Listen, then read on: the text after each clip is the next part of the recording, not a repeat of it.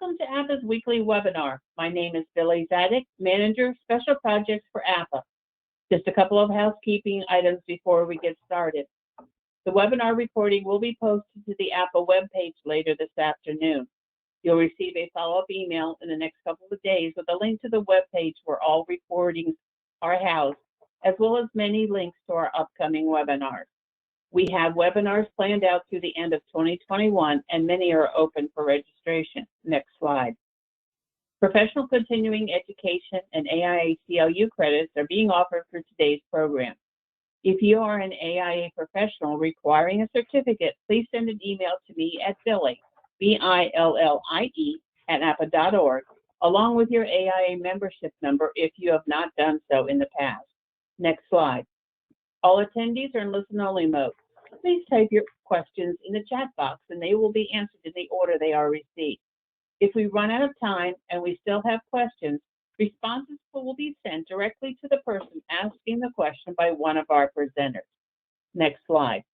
At this time, it's my pleasure to turn this over to David Trask, National Director, ARC Facilities, and Marco Gaylord, Chief of School Operations, Middletown School District. David and Marco, take it away. Hey, thank you, Billy, and thank you everybody for joining us. So today what we're going to talk about is emergency scenarios. We're going to get some really deep insights from Marco over at his district. Also, statistics and facts, and then what instant access to emergency info looks like. And then we're going to take your questions at the end. So as Billy had mentioned, make sure to type your questions in the chat box. So let's get started. So let's talk about some of the typical emergencies that we all face. So you've got your active shooting incidents. You've also got what's happened over the last basically 18 months with the pandemic. Then you've got natural disasters. I live in Florida. We just had a brush with a hurricane just about a week ago. You've also got pipes bursting all the time, water leaks all the time, and then power outages. But here's the problem. How many of your folks know where everything is? Meaning, where are the shutoffs? And then also, where are the documents so that you can react in an emergency? Are they in a binder? A lot of these documents tend to be stored on computer hard drives or in some kind of CMMS system, but they can't easily be accessed in the field. And that's a lot of what we're going to talk about today. So for Marco, how important is it to you in Middletown School District to be able to have instant access to information? And what are some of the challenges you've faced in the past? Well, thank you, David, and good afternoon, everyone. That's a great start. I have to say, one thing that's missing from the list of emergencies is also ransomware attacks. Oh, great point. Yeah, a couple summers ago, we had a ransomware attack.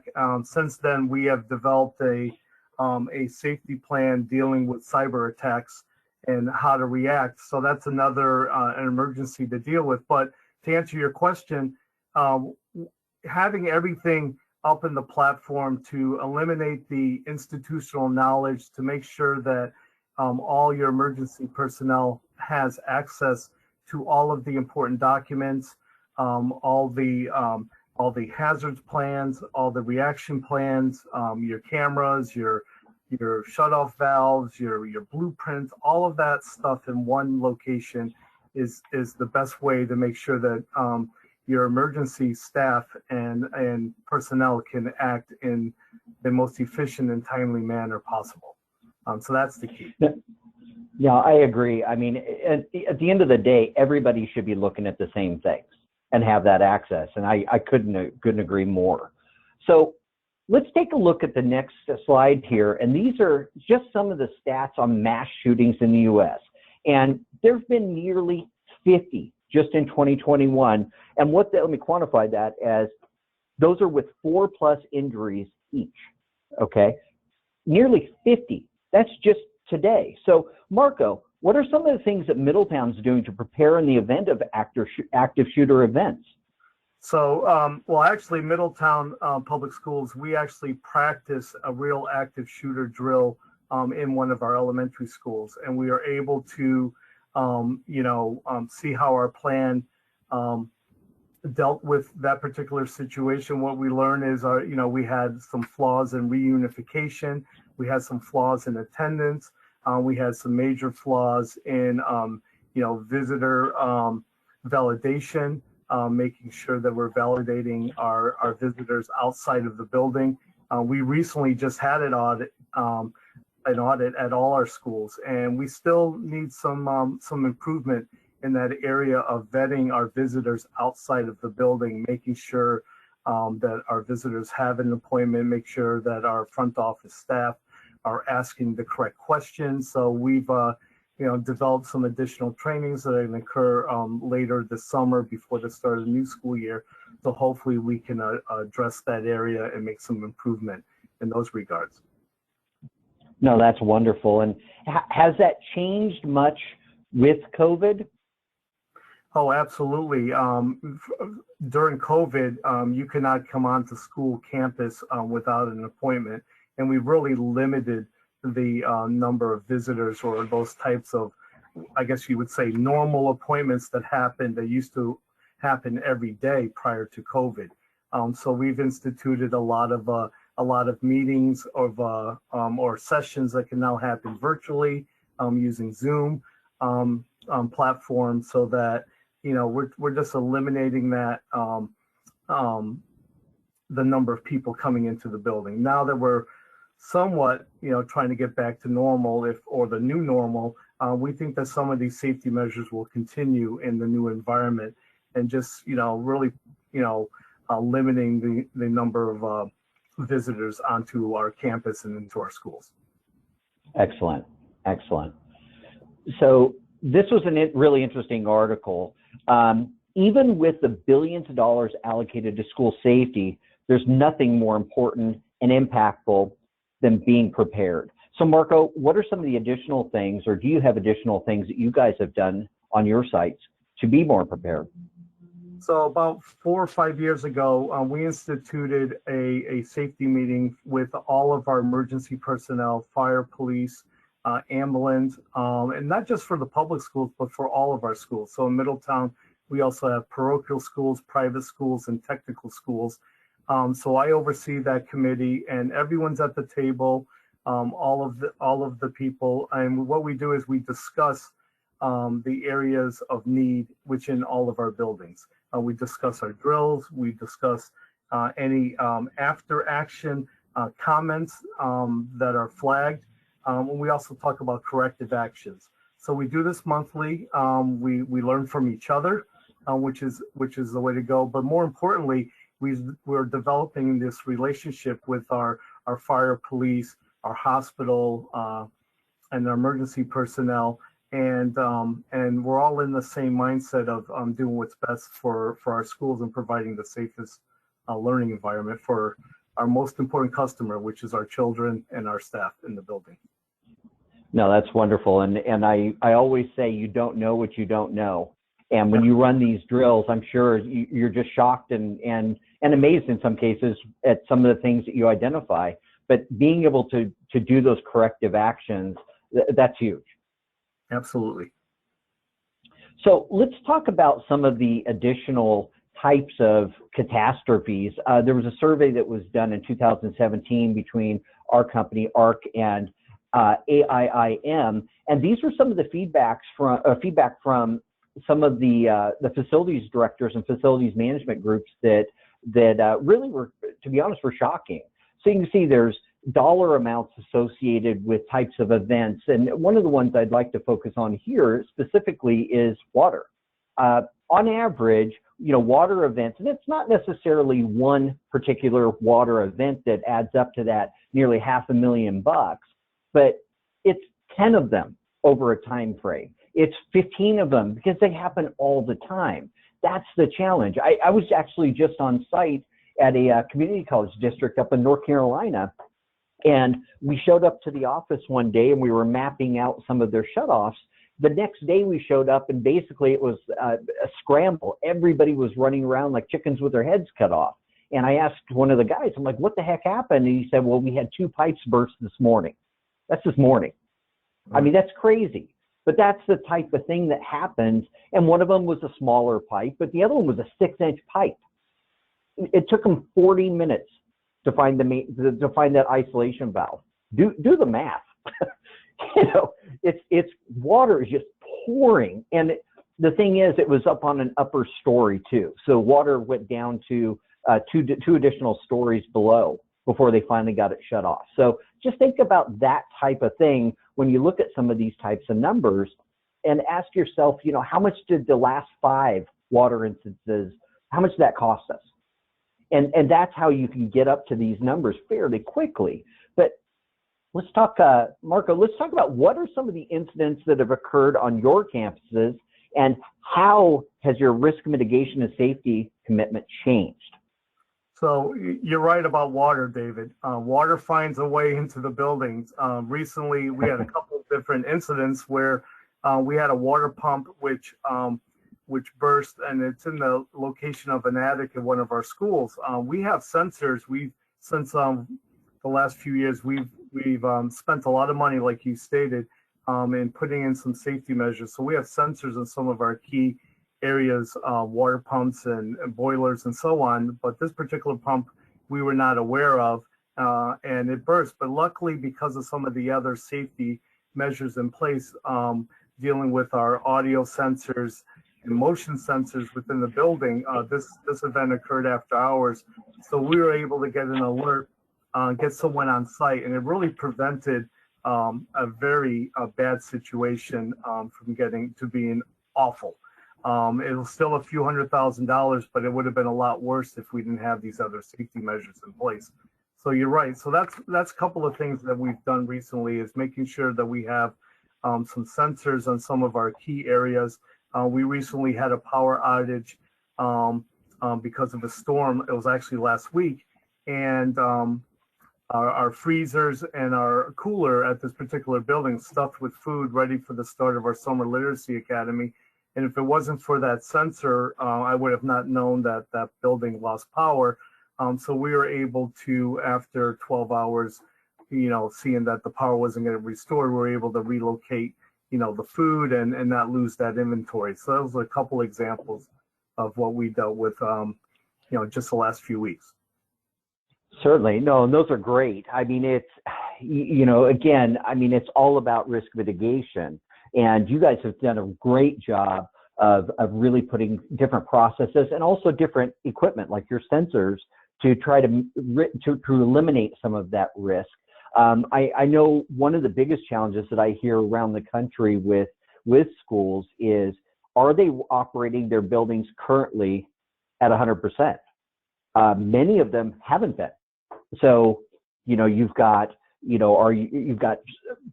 smells from pipes backing up, or not even backing up, but just they're not getting any water running through them. So just, you know, or gas smells because boilers aren't running, you know, at 100%. I mean, it's all different things that I've seen around the country that really makes me wonder, you know, how prepared are we going to be when school does reopen? But I think some of the insights that you shared are going to help folks to be able to put some of these things in place as well. So thank you. One of the other things is with social distancing, and again, we don't know what all is going to happen, you know, moving forward, but with some of the variants and things, you know, I know I'm assuming there's going to be some things that are still left in place, but how have social distancing and cleaning protocols and a hybrid learning impacted your facilities? And then also, have your team's responsibilities changed? I know, Marco, when we talked at one point, you had mentioned something about mask breaks, and I know with some of the people that I've met with, they're doing electrostatic sprayers and things like that. What are some of the things that you're doing?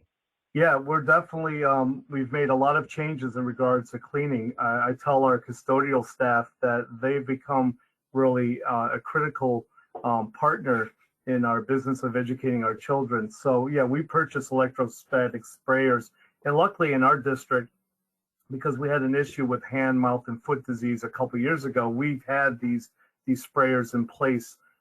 So we increased the usage of the sprayers within our buildings, making sure that all our rooms are sanitized and clean at the end of each day.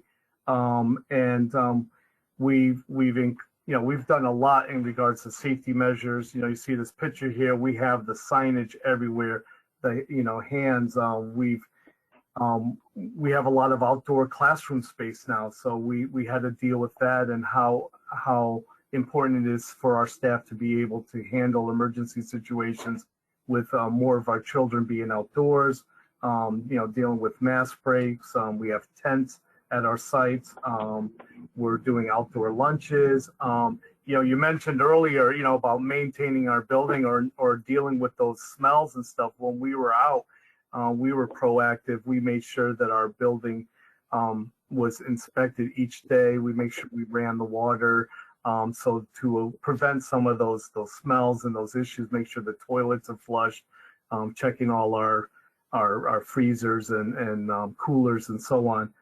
So we've done some of that. We recently purchased some permanent structures to deal with the continuation of outdoor learning spaces. So we're really happy about that. We've increased the training with our staff. Dealing with being outdoors, making sure that they have their security radio with them, making sure that there's a schedule so that, God forbid there was a crisis, that we know exactly where everyone is, and people have a plan to react and get to safety. No, that's wonderful, and it's exciting to see how quickly you guys were able to mobilize and get all of that in place too. I know when we were talking about the tents and the mask breaks, that's a tremendous shift, I'm sure. And I've had multiple people that have asked me about that, and I share that story all the time. Excellent. So let's talk about the next thing here is, how have you changed your emergency preparedness planning as a result of the pandemic? I know you said that there's different things in different classroom spaces, but what are some of the additional things that you've done? Well, the main thing, going back to our custodial staff, which, I can't say enough about our custodians and how much they've really, became a focal point in making sure our buildings are clean and safe. So we changed our second shift hours to almost first shift, or slightly first shift into the afternoon, in order to have more boots on the ground, so that we can handle the cleaning and the garbage emptying and the sanitizing. So that's going to continue this year. We're not sure what's going to happen with whether the students are wearing a mask or not wearing a mask, but we're moving forward. So our custodial staff has a schedule. We're cleaning the bathrooms every couple hours. We're monitoring the bathrooms. We're making sure garbage is empty. We have breakfast and lunch in the classroom, so that's a big change. So the custodial staff has a lot of different types of cleaning, and then at the end of the day, we're sanitizing. They're doing their site assessments, making sure that the exterior of the building is safe and there's nothing out of whack there. Any garbage outside is empty. Checking the playgrounds and doing all the normal work that they used to have prior to the pandemic. So those are a couple of the main things, big changes that we made here in Middletown. So with that, what are some of those things that you feel will be long-term within your district versus the short-term? I know it's a kind of a loaded question, but what's your gut tell you is going to be some of the longer-term things? Well, I think that we're going to be rethinking the way we clean our buildings. We've gotten to see that our buildings have never been this clean, and staff and our children, take notice of that. So we're able to accomplish a lot of the things that we weren't able to do prior to the pandemic. So I think we're gonna revisit our custodial shift hours, and we think that we're going to continue with having that cleaning schedule, and the accountability piece, which I didn't mention earlier, is the custodians have their checklist and they have to check off and sign off on it. We collect it at the end of each day. So I think that that's going to continue. Also, the way we we clean our buildings in the summertime, or when there's when we're in the summer mode where we have camps and other types of literacy programs. We're going to revisit and see what's the best way to clean our buildings during those months. So basically, we're going to just continue the conversation and do what's best for our school district. No, it's outstanding, and thank you for sharing those insights. So let's talk about some of the interaction that you've had with your emergency first responders, and tell us a little bit about how you've pulled them into your program and with your responses. Yeah, so as I mentioned earlier, the big thing that came to my attention when I came into this position was there was so much institutional knowledge. So that was a big part. It was trying to eliminate the institutional knowledge, where things were, how to shut off valves, as you mentioned, how to get into the building, the critical, boiler information. And a lot of that information was stuck in a few people's heads and it wasn't written down anywhere. So, we have all our information up on a platform now, which I talked about earlier, where all our emergency personnel, our building leaders, our custodial staff, all the people that need to have access to that information. So that was the first thing. And then the other thing was safety training with our staff and students. So we really improved in that area, being able to react to different situations. We have our drills, but also teaching our staff situational awareness, and then also taking advantage of our staff's some of the abilities. So we do a skills assessment of our staff. So we, you might have a staff that's a former, military person, or someone who deals with electrical or plumbing, or emergency planning, structural engineering, what have you. So we try to use those key people in each of the buildings and make them part of the building safety team. So those are some of the big areas that we've addressed the last few years. Marco, you had mentioned to me offline that you're a chair for your community emergency management program. Talk a little bit about that. Yeah, so the important thing is, and I stated this early, is that, developing that relationship with your PD, fire, emergency management is critical. It shouldn't be just a once a month thing or whenever there's a drill. So, having those safety meetings, as I mentioned earlier, developing that relationship, asking for their assistance, dealing with folks that can do assessments, whether it be safety assessments, yearly. In Connecticut, we're required to do that every 2 years, but we do it every year in our district. We're constantly assessing, making sure that our staff can react to emergency situations. I know that I can, and current, key people within the building administrators, but it's really comes down to having everyone in your building being able to have situational awareness, following your emergency action guides that you might have in place, and being able to, do the right thing and be able to react when there is an emergency and when there's a crisis. Outstanding. So, you'd mentioned something that is a huge focal point, and I hear this all the time about having legacy employees or a handful of folks on your team that just know where everything is. And that's a problem I hear at every organization that we meet with and that I talk to, and even at the different conferences, whether they were virtual last year or the in-person, is I've got 2 or 3 folks on my team that have been with me for 20 plus years that just know where everything is.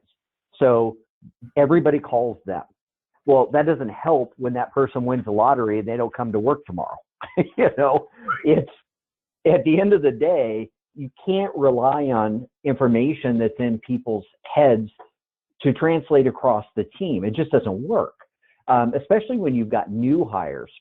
I know I've talked to to multiple people recently that have had a real struggle trying to find people to hire in the trades. It's been tough, and it's kind of a dog eat dog right now. It's definitely an employee's market, but there are also folks that have retired. They've lost team members in the middle of the pandemic, and not only are they struggling to replace them, they're trying to pull from a limited pool. It's been tough.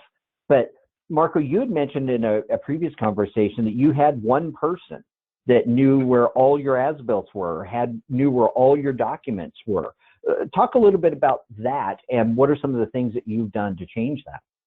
Yeah, thank you, David. And I love the picture here on the screen of the platform that we have. And that all came about from not being able to, find blueprints or our as-built and, a room with all these cubbies and this, all these documents thrown in there, not necessarily alphabetized.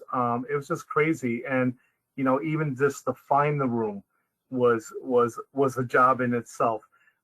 So, at that point, we knew that that this was not a good situation for our district, and not to have the as-built and the maps and a list of where all our shutoff valves are, our boiler information, our safety equipment, our cameras, and so on. So we have this platform, which you see here. And I had a situation on 4th of July weekend with an incident where, we had some, I guess we'll call them angels that broke into the school, teenagers. And luckily, our emergency folks had access to the cameras. They were able to get there, and they saw that the actors left the building, but we didn't know what was brought into the building. So they were able to, trace their steps and bring in the dogs just to make sure that there was nothing left in the building, and do a safety check of the building. And then eventually, because of the cameras and the quick action of the emergency team in our PD department, they were able to, catch the kids and deal with that situation in the proper way. But it was the platform. It was, having access. And I remember them pulling up the building map from the platform. That was important. It was a 3-story building, and knowing where all the classrooms, and being able to, trace the steps of the people that broke into the building. So that was really important. And it makes a big difference when your emergency personnel has access to all of that information. It just, it gives them the confidence to be able to react. One of the police gentlemen on site, was just so grateful for having the ability to go into the building, knowing that, they knew where they were going, and knowing that they weren't in a super dangerous, situation with doing a safety check of the building. No, that's fantastic, and I'm glad to hear those types of stories where you were able to react fast, because that's the key. You can't wait for Bob to answer his phone, or what if Bob's on vacation? Bob's a guy who's been with you for 30 years. You just can't wait for that, because the incident's not going to stop while you're trying to get a hold of Bob. Everybody should be looking at the same stuff and be able to access it when it counts. And so when you're asking yourself this, for the audience, when you're asking yourself, looking at your current situation, really be reflective. Look at, if something happens, do I have to call a specific person or a specific handful of folks to be able to find the information to react in an emergency, or to do just maintenance tasks, for goodness sakes. I was on site up in Oklahoma a couple of weeks ago, and we were at one of our clients, and they were having an incident the week before that he was telling me about, that he said, yeah, we had a water leak and no one knew where the shutoff was. Well, they went to this guy who knew where everything was. Let's call him Bob. And the challenge was, there was nothing written down. Nothing. They had no plans that showed where this particular shutoff was. And come to find out, Bob just remembered off the top of his head, he remembered, well, wait a minute, I think it's at this corner of the building and it's outside. And they went over to where it was and it was buried 3 feet deep. No one even knew it was there but him. He'd been there for 30 plus years and he was the only guy who knew where that shutoff was. So they dug it up, they got it shut off, and then what'd they do? Covered it right back up again. I mean, come on. That was Middletown, Dave. That was Middletown. I can name dozens of shut-off valves or areas where it was impossible to find if it wasn't for 1 or 2 people that had knowledge of the valves. So yeah, we lived it. So I definitely felt that pain, and that's the purpose of getting rid of all that institutional knowledge. It shouldn't be one person. There needs to be redundancy in the amount of people having that knowledge or being able to go and find that knowledge and find how to deal with that situation. Right, and it comes down to your new person or your new people on staff. Why don't they have the same information as the person who's been there for 30 years? I mean, you have to be able to share that information across the team, because then it levels the playing field for the team to be able to not have to rely on Bob, because Bob's going to take a vacation one day. It's going to happen, and he's going to go someplace. I was on site with another client in Texas, and he said he's a facilities director. He intentionally went to rented a cabin with his family that he knew they had 0 cell service, 0. And when he got back at the end of the week, he went back to where he got cell service. He was coming out of the mountains, and his phone blew up. And he counted, and he had 10 voicemails and 10 plus text messages that happened on the Monday that he was gone. Tuesday, about the same number. And it just trickled down because the team realized they couldn't get a hold of him. And other folks that they work with, consultants, realized they couldn't get a hold of him. Well, ask yourself, what would happen if you can't get a hold of your guy? That's a problem. Everybody should be able to access the information to do their job and to be able to react when something happens, because emergencies aren't on a clock. They're going to happen at 2 o'clock in the morning. They're going to happen on Saturday. They're going to happen on Sunday. They're not on your schedule. When something breaks, it breaks, and you have to be able to react whenever that happens. So let's talk about what we normally see. Okay, I'm sure everybody on the call has some part of what you see on the screen right here. Yeah, that's our blueprint room. That's our as-built room right there. and that's, that was part of the problem when we started working with Middletown, is we fixed this. But everybody, I don't care who you are, you've got this, some sort of this, what you see on the screen. It's the photo on the left. You've got plans rolled up and stuffed in cubbies. You've got stacks of binders. You've got old stuff, the old blueprints or old vinyls or Mylars, I'm sorry, that are just, getting shredded. I mean, like the photo on the right-hand side. But here's a problem that a lot of folks don't think about.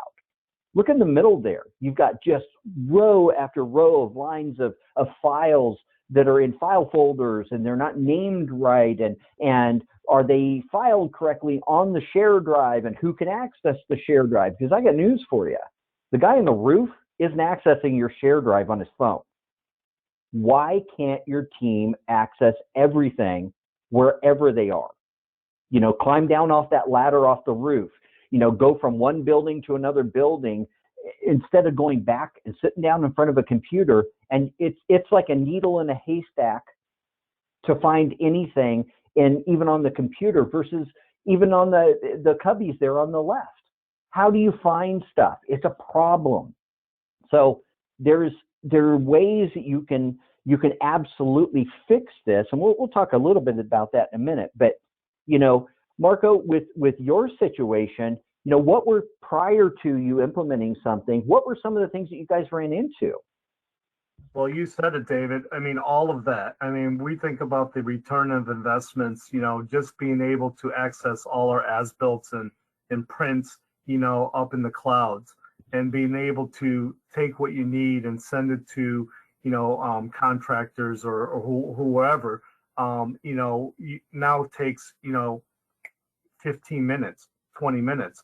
Before, you would spend a whole day, and then you would have to get it scanned, or you would have to make copies and have it delivered. So just that in itself saves so much time, and time is money, right? And and now our key personnel can go on to other tasks, rather than wasting a whole day or longer, looking for as-built. I mean, that's a key. That to me is the most important thing, is being able to be more efficient, having access, having many people have access to it, when it comes to, keeping our buildings running well, making the necessary repairs. I think that's been one of the things we've done that's really improved for our school district. Yeah, and I mean, you hit it on the head. I cannot state that enough, that time is money. Ask yourself, how much less would that incident, that pipe burst or that water leak, how much less would that have cost me to fix if I could have pulled up the shutoffs in 10 seconds, 15 seconds? But more importantly, every single person on your team has a smartphone, all of them, and it's in their pocket. Ask yourself, why can't they pull their phone out of their pocket and access that? I do a lot of conferences around the country, pre-pandemic, and I did some virtual conferences too. And I used to ask a show of hands, who's got a smartphone? And everybody in the audience would raise their hands. And then I would say, keep your hand in the air if you can access all of your shutoff locations mapped out, as well as all of your drawing sets for your building. And almost every single person in the room put their hand down. And my question to the audience was always, why the hell not? Think about it. Every single person on your team has a smartphone, all of them. You use apps, you use your phone to do everything in your life. You use it for your banking, Netflix, whatever. You use it for everything. Why can't you do it? You pull your phone out of your pocket and access all your building information. That's a big question, but it's an easy solution. You just got to make the commitment to just look at it as, I'm going to save time, which time is money, like Marco just said. And at the end of the day, it's time. It always comes down to time. So let's take a look at what that could look like in your buildings. So on the left here, imagine you pull your phone out of your pocket, you hit that little red A there, and then this happens. You pull up your building map, you click on a specific building, you click on a building, a blueprint that shows all the different drawing sets for that particular part of your building on that floor. Not having to dig through all those shared drive files, having to dig through all those paper files. I pulled my phone out of my pocket, I click the floor or the building I'm on, the floor I'm on, and I can see all the drawing sets mapped out that shows me what part of the drawings or what drawings touch that part of the building. Couple of seconds, couple of taps of my finger. Can you do that now? Ask yourself. Well, also the same thing is, I walk up to a device, I walk up on, I climb up on the roof, climb up on that ladder on the side of the building. I did this with a client yesterday. Pull out my phone out of my pocket, same thing. Click a QR code, scan that QR code on my phone, and I can pull up all the information on that particular air handler, or pull up that generator information. Okay, I can see what belt size is, what filter size is. I can even pull up, who's the vendor that I outsource that to. Links back to Grainger's website where I buy those filters, those belts. Can you do that now? Or do you have to climb off the roof, go down to your plan room, go down to a desktop someplace and try to search for that information? Everybody uses QR codes. You go into a restaurant, and most of the restaurants today, because of COVID, you go in there and you scan a QR code that's on the table. They don't give you a menu anymore. It comes up on your phone. It's that simple. You can access your building equipment information on your phone too. But now think about that pipe burst in your building. You've got something going sideways in the building, and I need to know where some shutoffs are. Same thing. Click a building, click the floor, dive in, hit your shut-off button. Where's my shut-offs? There they are. There's a water shut-off. There's the main outside. You can take photos, attach it to the pin location. You can take multiple photos. You can take a video and attach it to the pin showing that where that specific thing is located and how to shut it off. Again, how much time would that save you? How much money would that save you on that particular incident if you just open it up and pull your phone out of your pocket and access it? Marco, what are some of the things that, based on this, what are some of the big things that you think are a benefit to your district? Well, you said it right there. I can name probably 3 or 4 incidents where, we had water situations, and it's not the, building super or myself or a facilities director getting to the building. It's our first responders because of water got into the fire alarm panel. They get there, they don't know what's going on. They could go to the platform, they could see, okay, this is where the shutoff valves are in this location. Back to my story about that pump, being in the attic, so they were able to access the platform, find out where the shutoff valve is without even having anyone that has all that building knowledge. It was here's a fire personnel being able to do it and shut off that water very quickly and preventing a whole lot of more damage happening to the building. So that's a great example in itself. Yeah, I mean, it really comes down to your phone is not far from you. Imagine you get that call at 10 and 11 o'clock at night. You wake up and your phone's going blowing up. You can open your phone and you can do a screen capture. You can send a floor plan. You could send that image of where that location is for that shutoff to the first responder who's standing at the building. Absolutely. That's what we're talking about here. Sharing. Yeah. In Middletown, David, we have our cameras on the platform. So not only can you, find the picture of the shutoff valve, but you can actually visibly see, okay, there's water leaking through here. And, to see whether or not, what type of emergency, set off that alarm. And that's the incident that we had at the school with the water pump in the attic. We were able to see that the water was setting off those alarms in the particular building. No, that's fantastic. That's absolutely fantastic.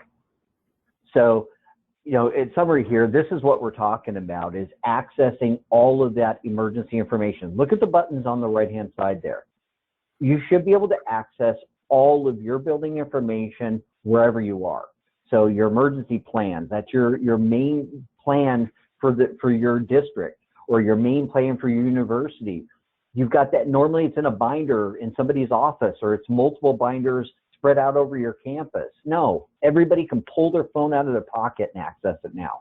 But also evacuation routes. You've got your shutoffs, emergency equipment, where are all my exit signs, where are all my fire extinguishers, defibrillators, all of that information. But you can see all the different things here. But this is for every single building. Individual buildings should have their own individual stuff all in one spot.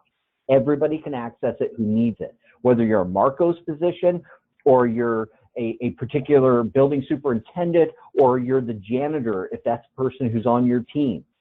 Okay, everybody on the custodial staff should be able to access this information, as well as principals, as well as deans, everybody, teachers if you want. Everybody should be able to access this information so they know what to do when something goes sideways. Again, things go sideways all the time. But at the end of the day, it's how you react to it is a determining factor on what's going to happen down the road, especially when you react, when it's real time. People are thinking straight. Make it easy so everybody can access that information. So let's toss it back over to Billy and Indira. Let's get some questions. Okay, good afternoon. We have a few questions coming in. Question regarding having drawings on the phone.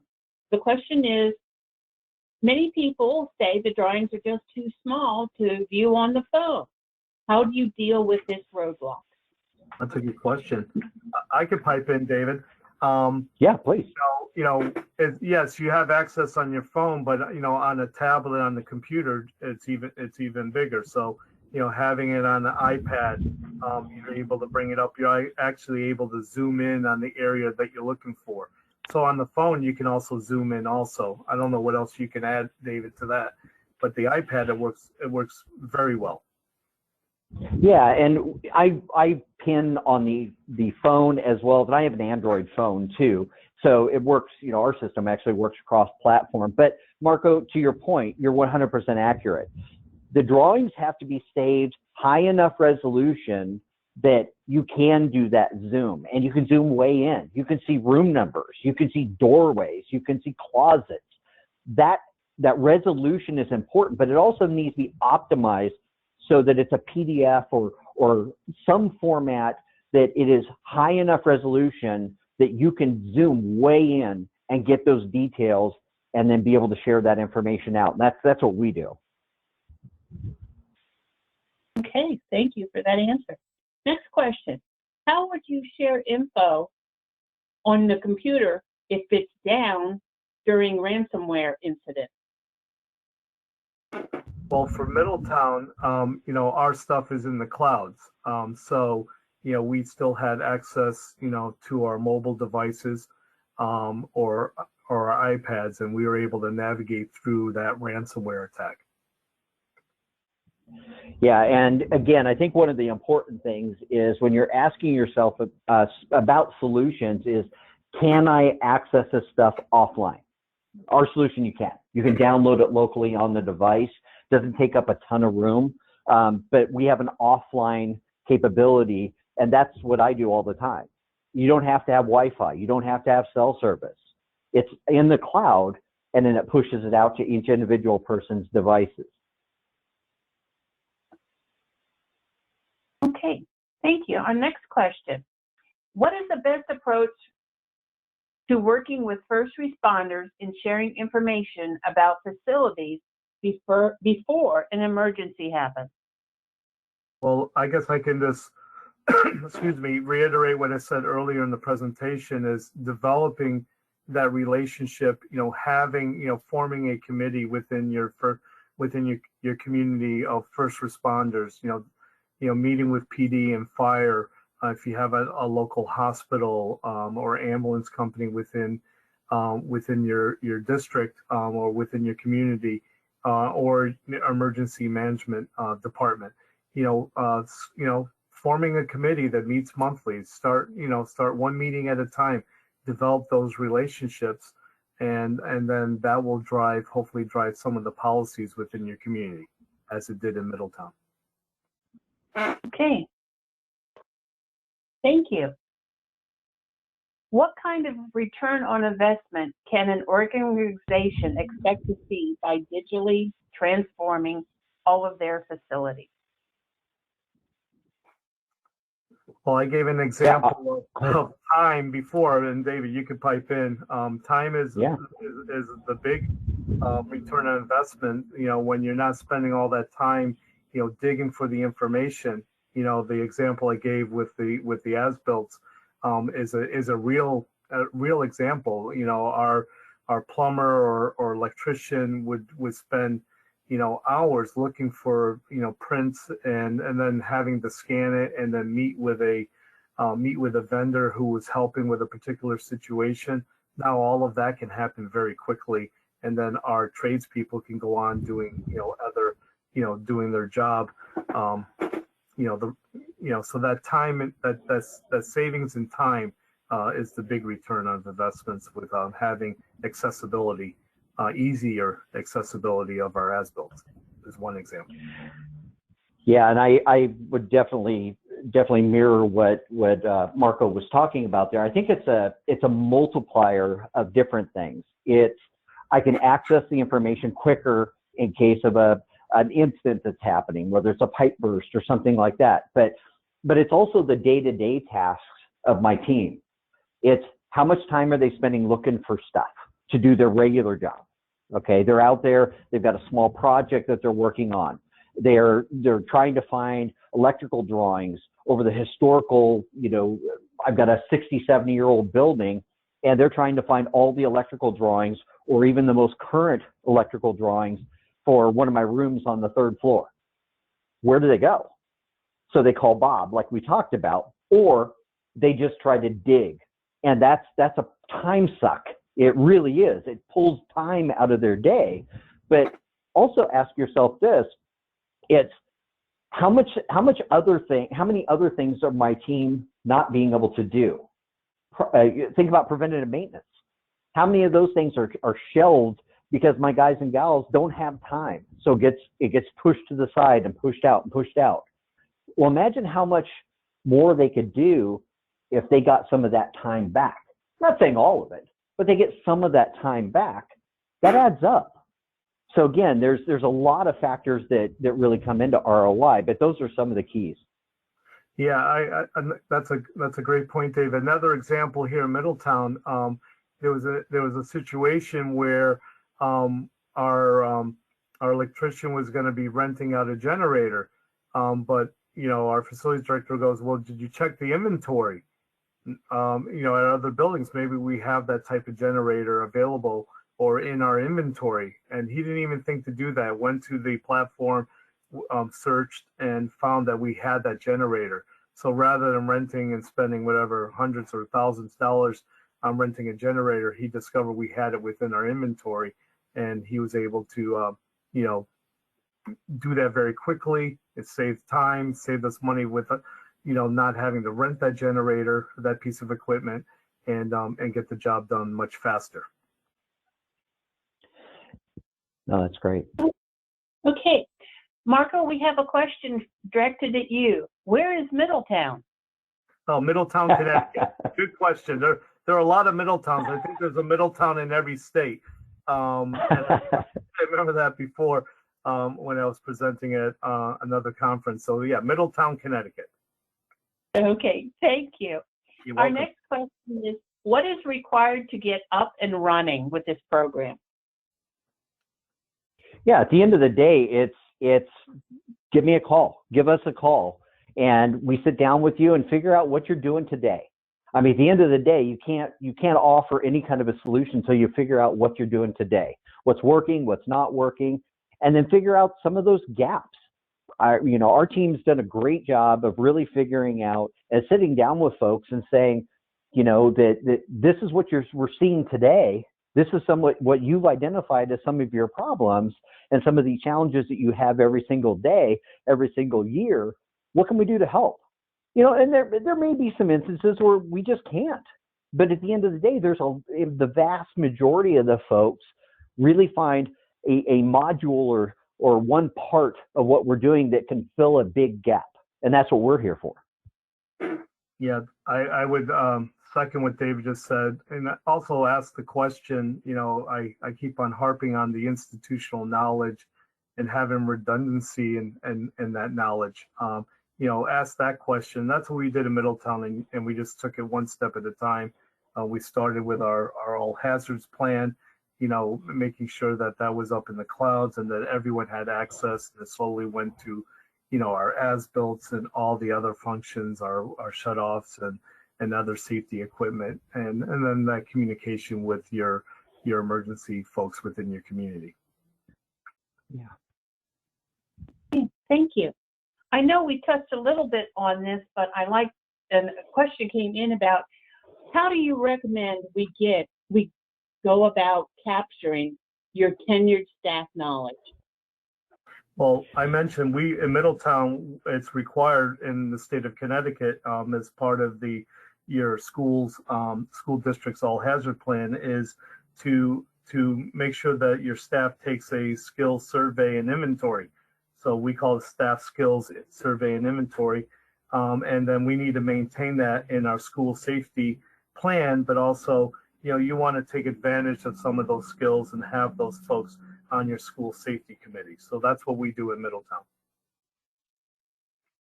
Okay. Yeah, and I'll kind of piggyback on that too, because at the end of the day, you've got some folks, and I actually just did a LinkedIn survey on this, and I had over 200 respondents, and I asked the simple question is, how many people are on your team are scheduled to retire in the next 5 years? And the results were crazy. I mean, out of the 200 people, nearly 30% of them had 7+ members on their team. 7+. That's crazy. Well, those are the folks who typically today are the ones that are going to walk out that door with that institutional knowledge.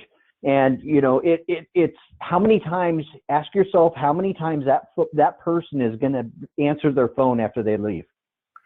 Yeah. They may change their number.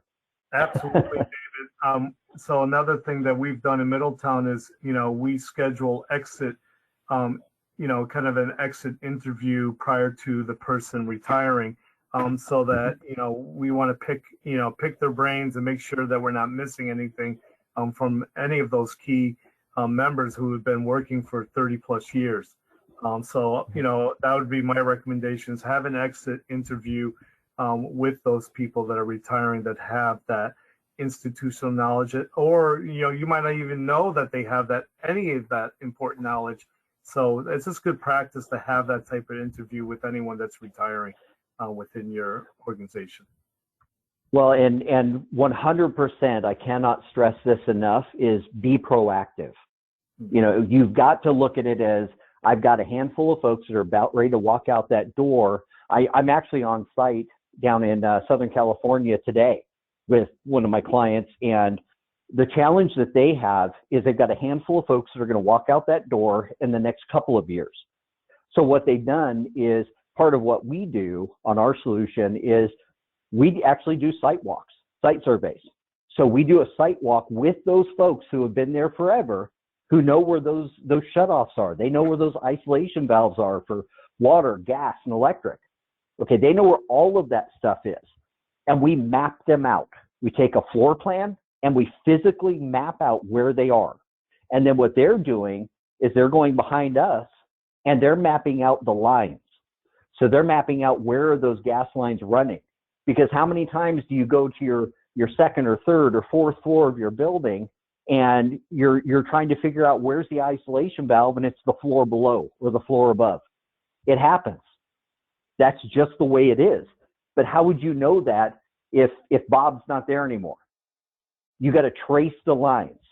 So what they're doing is they're actually mapping them out as they find them. And this is a growing, call this an evergreen thing, because at the end of the day, it should change as you find stuff. You should be able to update that stuff live.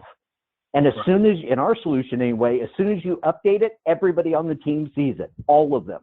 Everybody's looking at the same stuff. Okay, thank you. We have time for one more question.